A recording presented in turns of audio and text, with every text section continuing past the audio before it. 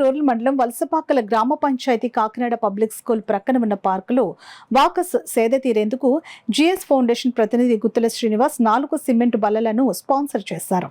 ఈ కార్యక్రమంలో పంచాయతీ మాజీ ఉప సర్పంచ్ జనసేన నాయకులు సలాది శ్రీనివాస్ బాబు, గౌతమ్, రామ్స్, ఈగల వీరబాబు, అల్లు అప్పారావు, వలసపాకల గ్రామ కమిటీ వైస్ ప్రెసిడెంట్ పండు నాయుడు, లోవరాజు, దుర్గాప్రసాద్, కృష్ణ, హరికృష్ణ మరియు గ్రామ పెద్దలు మేడిశెట్టి వెంకటరమణ, కొల్లుబోయిన సూరిబాబు, సానా నాగబాబులు గుత్తుల శ్రీనివాస్ని అభినందించారు.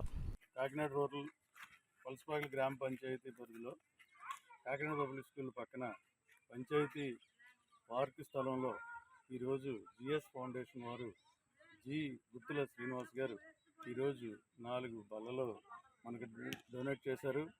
ఈ పంచాయతీ తరఫున మరి అందరి తరఫున ఇక్కడ వాకింగ్ చేసేవారి తరఫున వాకర్స్ అసోసియేషన్ త్వరలో ఒకటి ఉంది, అది కూడా పెడుతున్నాం. వాళ్ళందరి తరఫున ఆ మెంబర్స్ తరఫున వీరికి కృతజ్ఞతలు తెలుపుకుంటున్నా.